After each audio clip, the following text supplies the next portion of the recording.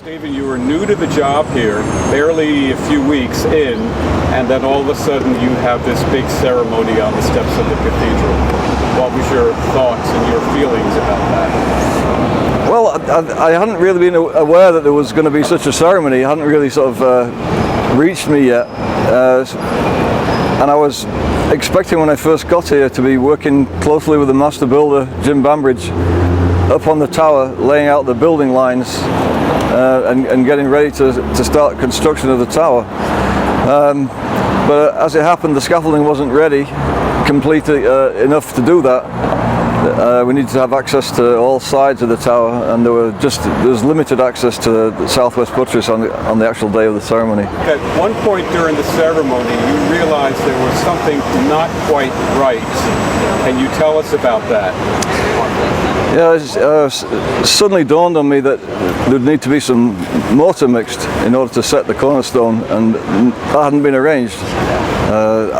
This was my first supervisory job, and I wasn't used to giving instructions. I was just being told what was needed to be done, and I realized that this would probably fall on me today to get that arranged. So luckily there was enough time to whip up a bucket.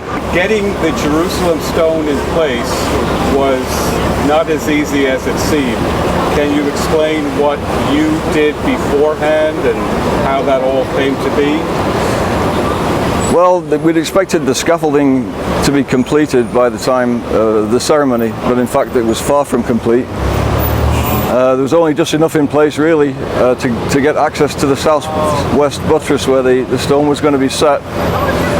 And there was no means of getting the stones over to that position from the construction elevator, which was in the opposite corner, in the east corner.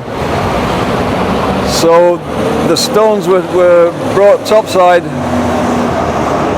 in a rack and pinion personnel hoist, and then they had to be manhandled over to the corner by means of rollers and planks, or as known as horses.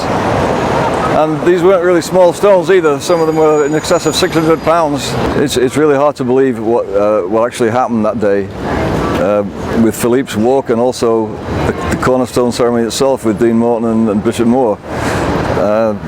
It's really hard enough to cross Amsterdam Avenue walking on the street, never mind 180 feet up in the air on a high wire.